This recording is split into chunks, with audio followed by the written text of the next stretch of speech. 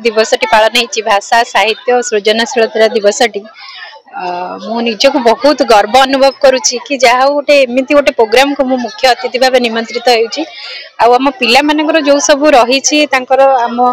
जो कार्यकलाप जो निज भितर जो रही आंतरिकता गुण सब से सब यही सब प्रोग्राम माध्यम जो समस्त सम्मुख में प्रतिफलित होती से सब प्रोग्राम बहुत खुशी और आनंददायक तथा आमर विद्यालय शिक्षक शिक्षयित्री मानकर जो सब पारिश्रमिक रही से गुड़े प्रशंसा योग्य आम कमिटी मेंबर आमर अतिथि वृंद समस्त प्रशंसार पात्र आम पिला मानकर समस्त माने पिला माने जो प्रतिभा माने आज समस्त सम्मुख में प्रतिफलित कर समस्त आग को नवा को प्रेरित कर जोटा कि आम भविष्य को आग को नब चिंतामणि सरकारी विद्यालय हूँ पुरातन छात्र छात्री अच्छा आम अनुष्ठान नाम पुरातन विद्यार्थी परिषद और संपादक अच्छे ये गोटे कार्यक्रम निरा कार्यक्रम ये कार्यक्रम टे जानवा पड़े नुआ पीढ़ीर कार्यक्रम आगामी 25 वर्ष गोटे नुआ पीढ़ीर सोपान पिला भितर अनेक जिनस लुप्तछुपी रही था से गुड़ा के प्रस्फुटित हम ये गोटे माध्यम कार्यक्रम सार आमर आम जान प्रधान शिक्षक आज बहुत चेष्टा कर कार्यक्रम सफलतार सर हम आम देखिलु आम विद्यालय 600 पिला कार्यक्रम एवं से 4 गोटी क्लब सृष्टि कराई एवं प्रत्येक क्लब रे मेंटर माने अच्छी पायलट माने अच्छी एवं अनेक कठिन परिश्रम करी प्रत्येक पिला मानू टीचर माने समय दे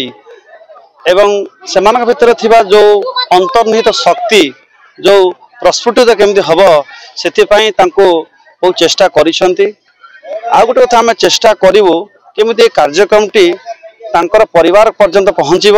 एवं प्रत्येक परिवार मध्य ये कार्यक्रम प्रति सचेतन हेबे एवं तांको पिलांगो पाई पिलारंकर भविष्यत पाई एवं से आग धाड़ीर केमिति सृजन शक्तिर माने से शक्ति को से केमती अद्भुत करेंगे एवं जिला स्तर रे एवं राज्य स्तर रे एवं देश स्तर रे से माने जो प्रतिपादन करेंगे यही अंचल ना रखिए गर्व हेबे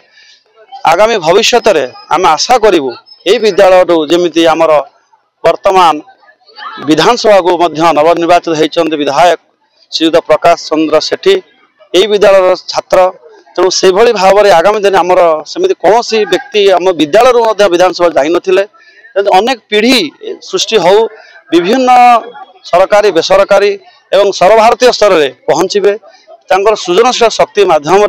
आज विकसित हुए विकास हुए निश्चित भाव में आम पिला माने सर्वभारतीय स्तर में पहुँचे यही आशा आम रखीचु एवं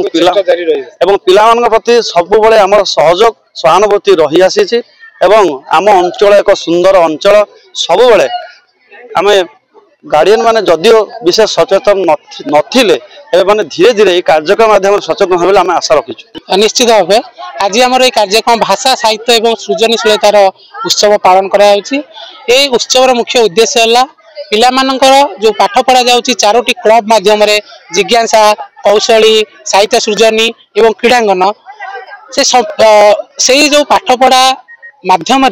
पिलांगर सार्वंगीन उन्नति निश्चित रूपे ए द्वारा संभव हम जहाँ से माने केवल पाठरे पढ़ी पारु नथिले एई उत्सव द्वारा बा एई प्रकार कार्यक्रम द्वारा सेमानकर सृजनशीलतार विकास घटिबो अंतर्निहित शक्तिर मध्य सेमानकर विकास घटिबो एवं भविष्य निश्चित रूपे यह सेमानको सुनागरिक करी गढ़ी तोलिबारे साहाय्य करिबो।